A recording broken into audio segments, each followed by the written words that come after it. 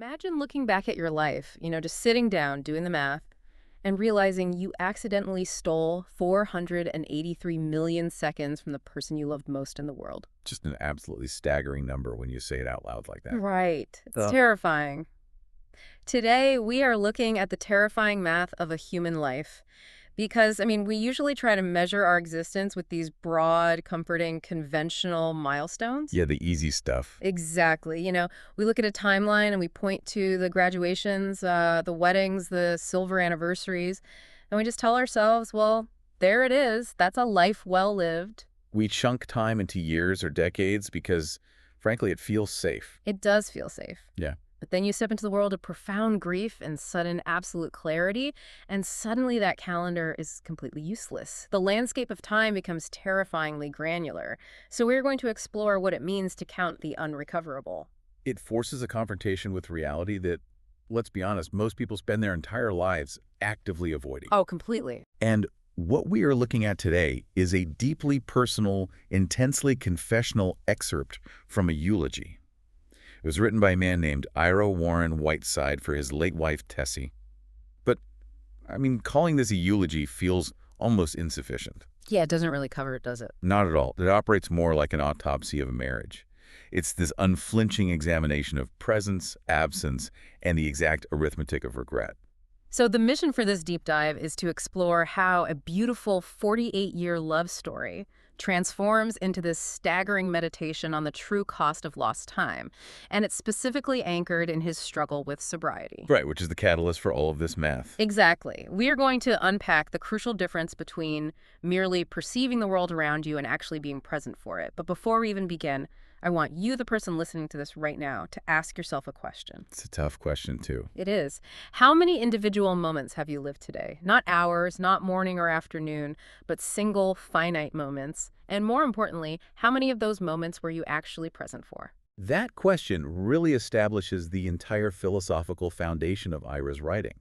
Because, eulogies are traditionally qualitative. Right, they're about feelings. Exactly. We share anecdotes about a person's warmth, their laughter, the emotional legacy they leave behind. The framework is inherently subjective and emotional.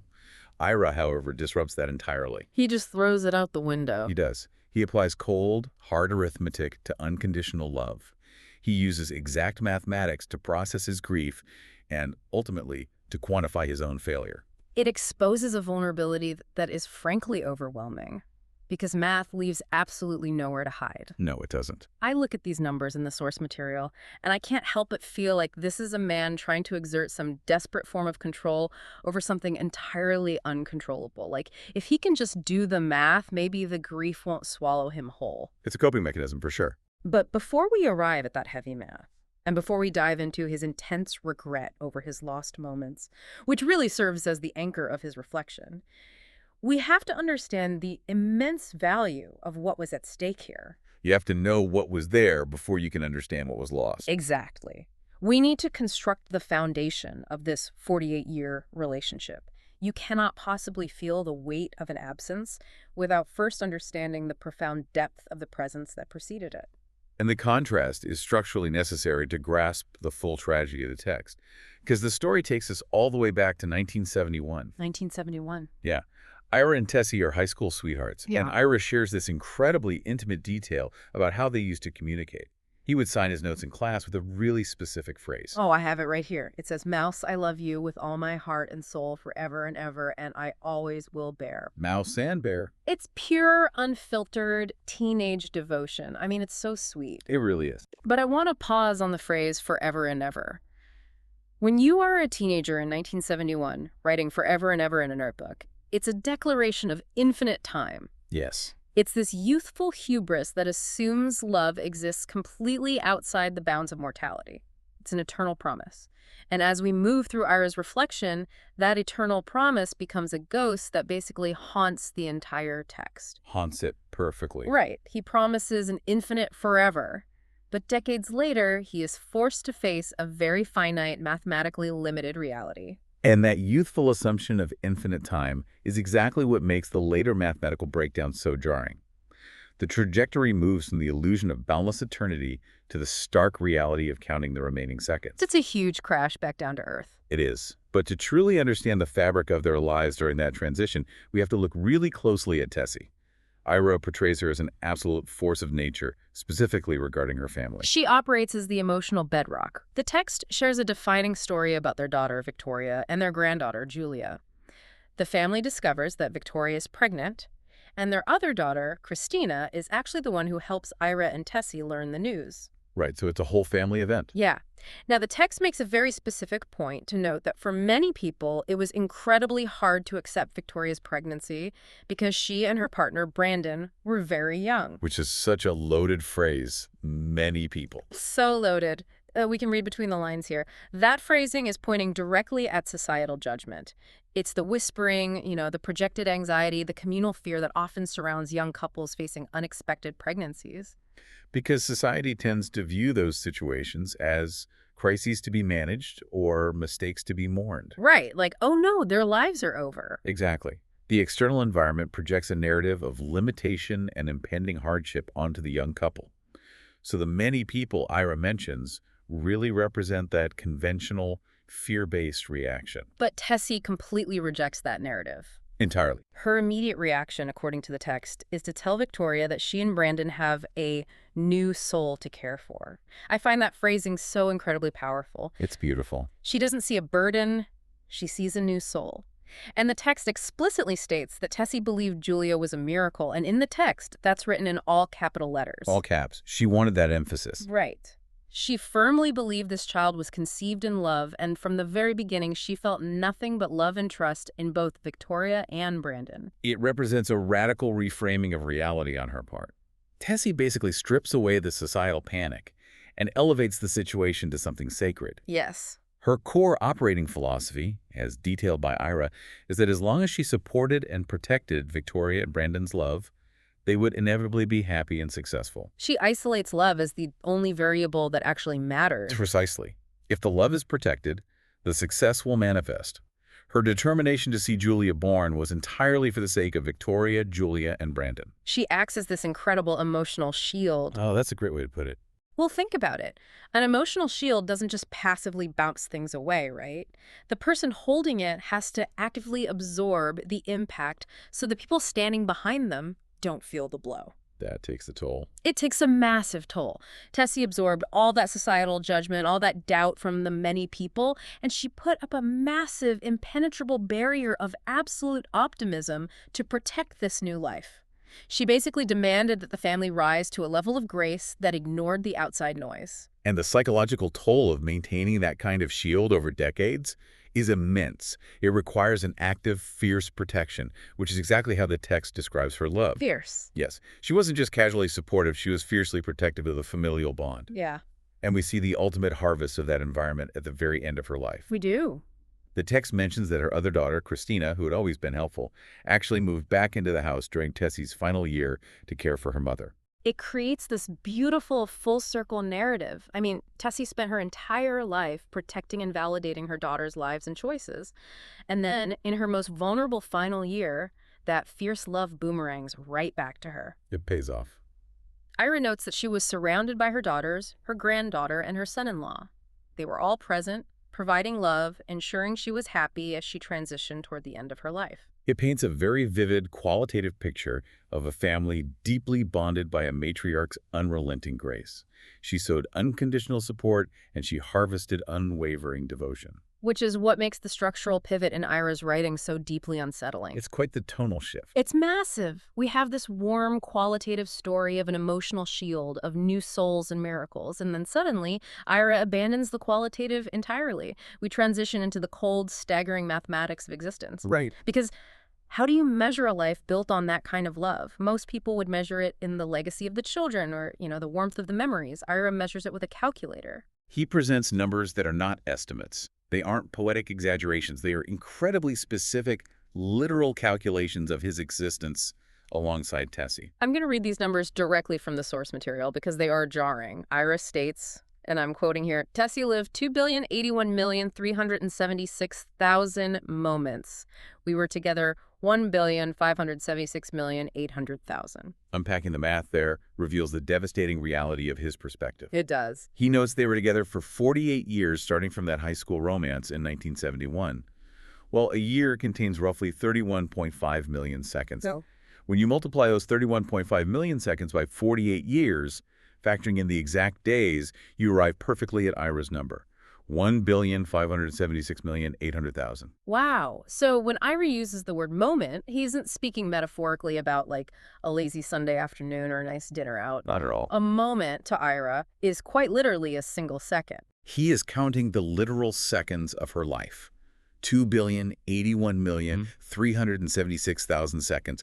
Every single heartbeat, every breath she ever drew on this earth is accounted for in that figure. I have to challenge this approach, though, just as an observer. Sure. Isn't reducing a beautiful, complex 48-year marriage to cold, hard seconds, incredibly morbid? I mean, doesn't it defeat the entire purpose of qualitative love if we just treat it like an accounting ledger? It feels very clinical, yes. It feels almost too clinical to distill a lifetime of emotion into a spreadsheet. It does feel clinical, but I think that is precisely the psychological defense mechanism at play here. When a human mind is confronted with the infinite void of death, the sheer magnitude of the loss is unprocessable. The brain just short circuits. Exactly. The brain cannot comprehend never again.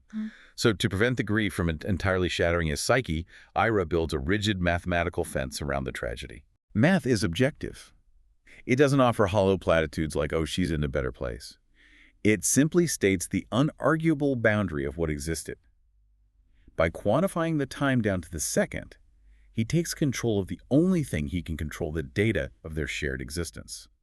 So it's really about grasping for control in a situation where you are entirely powerless. Yes. When you lose control over someone's mortality, you take control of the arithmetic. It strips away all the comforting cliches and forces a confrontation with the stark, finite reality of the timeline. Which is terrifying, but it's grounded. It's like getting a permanent screen time report for a human life. Oh, that's a dark comparison, but it works. You know that sinking feeling when your phone tells you that you lost 4 hours to a distraction? Like, I just scrolled for 4 hours. We've all been there. Right. But Ira is experiencing that feeling magnified by infinity, staring at the exact number of seconds he was granted with his soulmate, knowing the counter has permanently stopped. And that realization sets the stage for devastating subtraction, which really forms the absolute core of this deep dive. Yeah, this is where it gets incredibly heavy. Because the math isn't just there to measure the beauty of what they had. It exists to calculate the exact cost of Ira's own failures. We pivot from the moments they shared to the moments Ira actively squandered. This brings us to Ira's struggle with sobriety and the overwhelming regret that anchors his whole reflection. He takes that massive number, the 1.5 billion seconds they were together, and he systematically slashes it. He cuts right into it. He writes, and again, quoting, I was drinking 483,552,000 precious, or 13 of our moments. Over 483 million moments.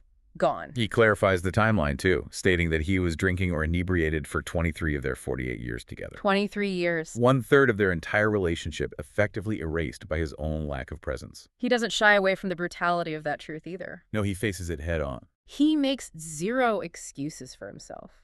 He describes himself during those years by saying, I was a normal man, meaning a complete idiot. I want to dissect that specific phrasing, actually. What is the danger of this normalized drinking culture he's pointing to?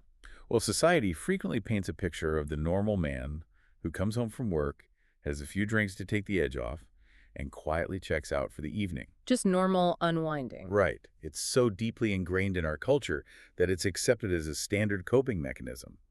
But Ira, analyzing his life through the excruciating lens of hindsight and grief, realizes that this accepted normalcy was actually a form of sheer idiocy. Because it wasn't just checking out for an evening, it compounded. It compounded into a systematic theft of his own life and his marriage. It perfectly highlights the tragedy of proximity without presence. Yes. You can be physically sitting on the same couch as your spouse for 23 years, sharing the exact same physical space.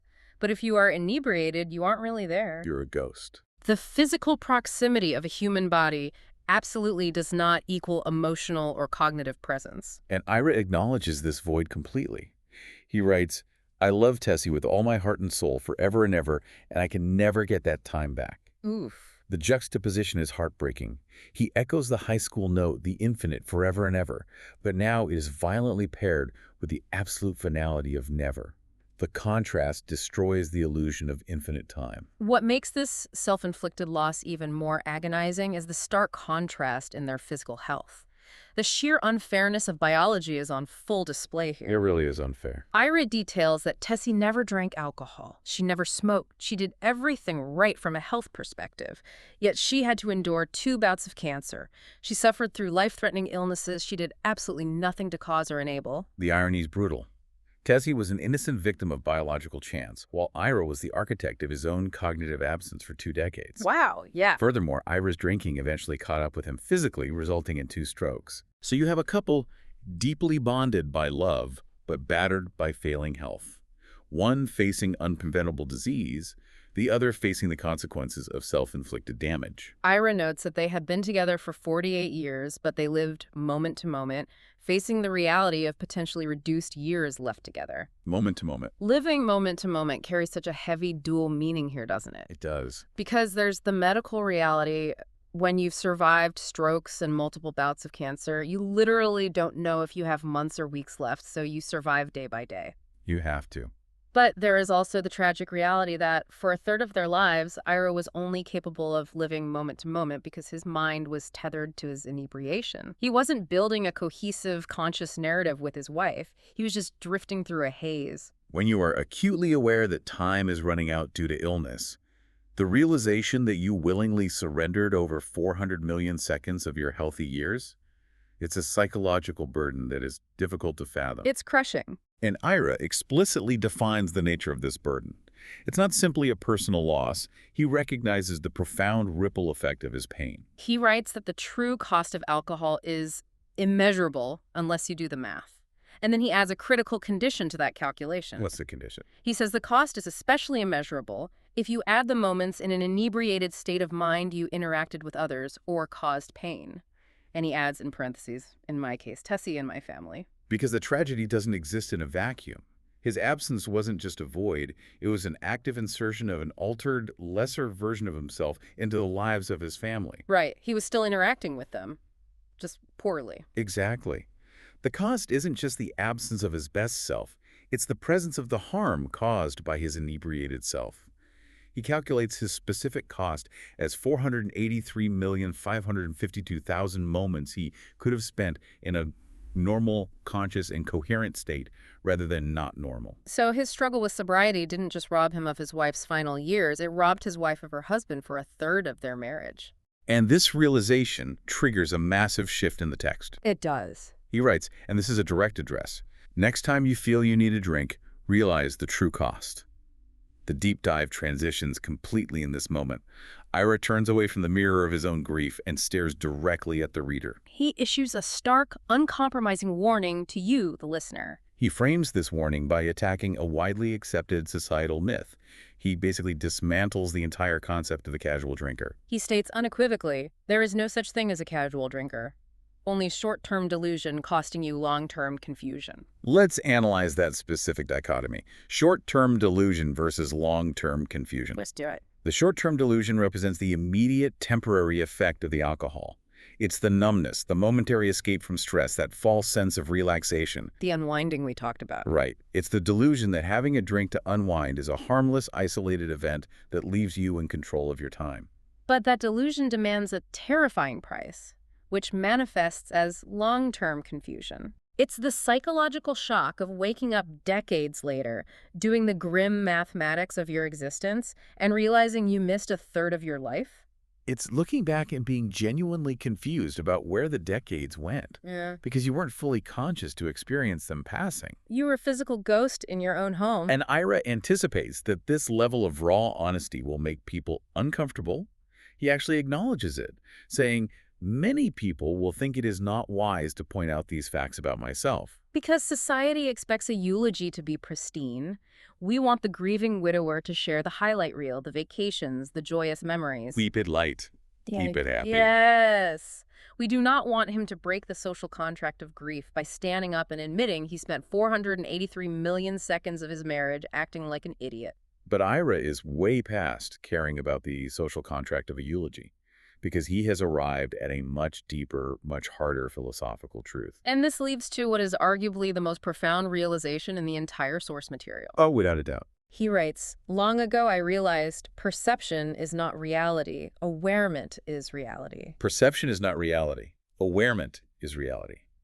There is immense philosophical density in that statement alone. I have to flag the linguistics here because it's so unusual. He doesn't use the standard word awareness. He deliberately uses the word awarement. Awarement. Yeah. Awarement is reality. It's practically a neologism. Why invent a word? What is the difference between awareness and awarement? Well, if we examine the linguistic structure, the suffix "emen" typically denotes an action, a dynamic process, or the resulting state of a specific action. Yeah, like movement. Exactly. Yeah. The act of governing creates a government. The act of aligning creates alignment. Awareness implies a passive state. It's simply having knowledge that something exists. You're aware of the weather. Right. Awarement, however, implies an active, ongoing, participatory state. It is the relentless practice of being present. Let's break down the first half of his theory, then perception is not reality. Perception is simply the story we tell ourselves about the sensory data we are receiving. And perception is incredibly vulnerable to distortion. It can be warped by ego, by denial, by anxiety, and, in Ira's case, heavily distorted by chemical inebriation. It creates a false feedback loop. Yes. When you are inebriated, your perception tells you that you are fine, that you are engaging with your family, that you are participating in the evening, but that perception is a lie. Exactly. Perception is a flawed narrative. Awarement, on the other hand, is the unvarnished, unfiltered truth. The raw data. It is an active, conscious presence in the exact microsecond as it is unfolding, without the interference of delusion. Awarement is the only true reality. And Ira delivers the devastating corollary to this theory, and the hard fact is alcohol drastically inhibits your awarement. It's not merely that alcohol makes you sloppy or lethargic. It fundamentally severs your connection to the reality of the moment you are currently occupying. It cuts the cord. It actively steals your awarement. And if awarement is the only true reality, then anything that inhibits it is literally stealing your existence. You are voluntarily surrendering your reality. Coming to that realization at the end of a loved one's life is a uniquely profound type of torture. To understand that for hundreds of millions of seconds, you opted out of the only reality you were ever going to get with her. But this forces us to close the loop on Tessie, because we have to ask, how did she respond to a husband who was cognitively absent for a third of their moments? Right, going back to the beginning. The text ends by bringing the entire reflection back to her character, tying directly into our earlier discussion about her functioning as an emotional shield. The final sentence of the excerpt is incredibly revealing. He writes, "Through all of this, Tessie fiercely loved me and her family, protected us in all ways, and continually saw positive in us and believed in God through it all." Through all of this, despite the 483 million stolen moments, despite the unearned cancer and the self-inflicted stroke, Despite the short-term delusions and the immeasurable pain caused, she fiercely loved him anyway. Brings back that word, fiercely. She fiercely protected her daughter's new soul, and she fiercely loved a deeply flawed husband. I really want to explore the tension of that forgiveness. Mm-hmm. Because you have to wonder, did her relentless optimism, her constant desire to see the positive, inadvertently enable his absence for those 23 years? That's a fair question. Or, on the flip side, was it the only thing that kept the family from entirely shattering? I mean, that is the ultimate burden of grace. Being loved when you feel you unequivocally do not deserve it, it must amplify the regret exponentially. Oh, definitely. She maintained her awarement of his goodness even during the decades when his own awarement was entirely inhibited. She held the reality of their love together while he was lost in his distorted perception. But it also cements her legacy. It does. It proves that the forever and ever promised in that 1971 high school note wasn't just youthful hubris on her end. She was the one who actually embodied that eternal, unbreakable vow. She fulfilled the promise he was incapable of keeping. Wow. Let's pull all of these threads together and look at the profound journey Ira Whiteside has taken us on. We started in 1971 with a simple, eternal promise scribbled on a note by a teenager signing his name as Bear. We witnessed a matriarch acting as a fierce emotional shield, absorbing societal judgment to protect a new miracle. We transitioned into the brutal, staggering mathematics of a 48-year marriage, calculating exact seconds as a defense mechanism against the infinite void of grief. We confronted the excruciating reality of a man confessing to the mathematical theft of his own life. Over 483 million moments lost to the haze of alcohol. And finally, we arrived at a vital philosophical breakthrough. The realization that the casual delusions we use to cope will inevitably cost us long-term confusion, and that true reality only exists in a state of uninhibited active awareness. Which brings it all back to the listener. So what does this mean for you, the person listening to this right now? I asked you at the beginning of this deep dive how many moments you were actually present for today. Your own numerical counter is running right now. Every heartbeat, every second. And the unavoidable question Ira forces us to confront is this. What is inhibiting your awareness right now? What is silently stealing your moments? Because it doesn't have to be alcohol. No, it doesn't. Ira's struggle was with sobriety, but the lesson scales universally to human nature. Your inhibitor could be a screen. It could be an obsession with career milestones. It could be chronic anxiety about the future or a refusal to let go of the past. Or it could simply be the dangerous habit of taking the people sitting right next to you for granted. Whatever your inhibitor is, it is creating a short-term delusion of control that will inevitably cost you long-term confusion. Because when the math of your life is finally tallied and the total number of seconds is permanently locked in, you do not get the unlived time back. You can never get it back. Never. So I want to leave you with one final provocative thought to mull over. If awareness truly is reality, if the only time we are actually alive is when we are consciously, actively present in the microsecond we occupy, then perhaps time itself isn't actually measured by the clock on the wall or the turning of the calendar pages. Exactly. Maybe the span of a human life isn't measured by birthdays or anniversaries. Maybe life is strictly measured by the clarity with which we experience it. That's a heavy thought. Are you actually living your millions of moments? Or are you just sleeping through them, waiting for a milestone to wake you up? Think about that the next time you look at your watch. We started this deep dive talking about the expectation of pointing to a date and saying, that's a life. Ira Whiteside proved that the calendar is a comforting lie. It really is. The only truth, the absolute only reality you have, is the second you're in right now.